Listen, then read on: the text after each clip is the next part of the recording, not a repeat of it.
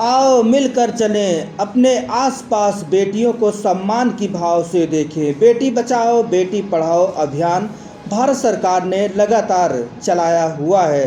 सभी बेटियों को अधिक सम्मान दें, गलत मानसिकता मन में न पैदा करें, नहीं तो होगी हवालात। जागो देशवासियों जागो। नमस्कार, मैं हूं लालचंद सोनी। आज सुबह टाइम्स में आप सभी का स्वागत है। आज हम आप सभी को यह बताना चाहता हूं कि गांव और शहर की तुलना कैसे की जा सकती है। गांव और कस्बों में लोग नाम से जानते हैं, वहीं पर शहरों में यदि जाएं तो वहां पर गली मोहल्ले और मकान से लोग परिचित होते हैं। आदमी कितना आधुनिक होता जा रहा है। यहाँ की शहर में एक पड़ोसी एक दूसरे पड़ोसी सिर्फ मकान नंबर से ही परिचित होते हैं। नाम तो अब तो एक दूसरे के भूलते जा रहे हैं या लोग जानना ही नहीं चाहते। वहीं पर गांव में किसी भी नाम का व्यक्ति से परिचित पूछना है तो उसके नाम से ही लोग आसानी से बता देते हैं और यहाँ तक होता है घर तक भी यदि पहुँचा भी देते हैं। यही तो है परिचित होने का सबसे बड़ा परिणाम। गांव एवं शहरों के प्रचलन कितना अलग है।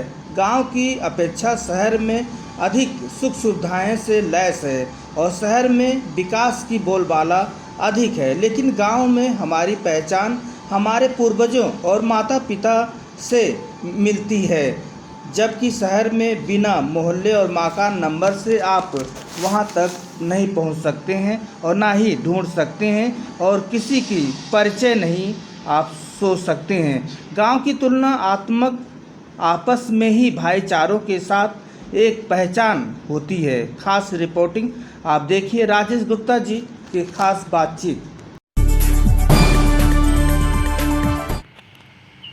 रुकिए रुकिए रुकिए, मेरा गांव आ गया, मेरा गांव आ गया, हमें यहाँ पर उतार दीजिए। गांव और शहर, इन दोनों में बहुत अंतर है।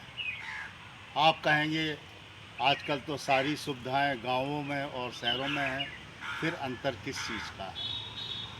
अंतर है अपनी आत्मीयता के साथ नाम लेने का।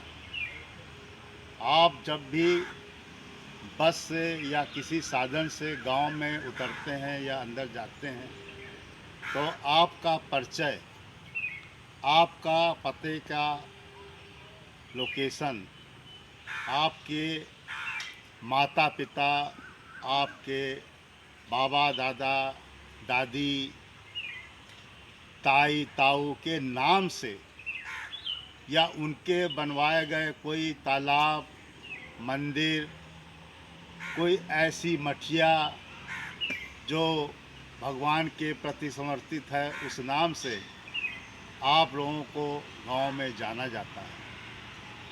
और सबसे बड़ी बात यह है कि जैसे ही आप गांव में घुसते हैं, घर से बहुत पहले आपकी पूरी खबर पूरे गांव में फैल जाती है कि इनका लड़का, इनकी पुत्री आज यहाँ से गांव में आई है, बहुत दिनों बाद आई है और बहुत अच्छा लग रहा है। छोटे पे हम लोग इनके साथ खेलते थे। जो बड़े लोग आपस में बातचीत करते हैं तो ये चर्चा सुनकर काफ़ी एक प्यार मोहब्बत, एक आत्मीयता की जो झलक मिलती है, वो वास्तव में गांव की एक बहुत ही प्यारी सुंदर चीज़ होती है और है जिसको अगर जाना है जिसने, उसको इसको सुनकर समझकर बड़ा ही सुंदर लगता है। ये कोई कहानी नहीं है, ये कोई बनाई हुई बात नहीं है। जो लोग गांव में रहे हैं और शहरों में आ गए हैं, उनको इस चीज़ का बहुत ही बड़ा अनुभव है। कहीं कहीं आपने देखा होगा कि कई लोग आज भी अपने घर में बहुत और बड़े बड़े हमेशा त्यौहार या पूजा पाठ करने आते हैं। उसका एक ही कारण है कि वो अपने गांव की माटी को भूल नहीं पाए हैं, अपने गांव के माहौल को भूल नहीं पाए हैं। उन्हें बहुत लगाव है।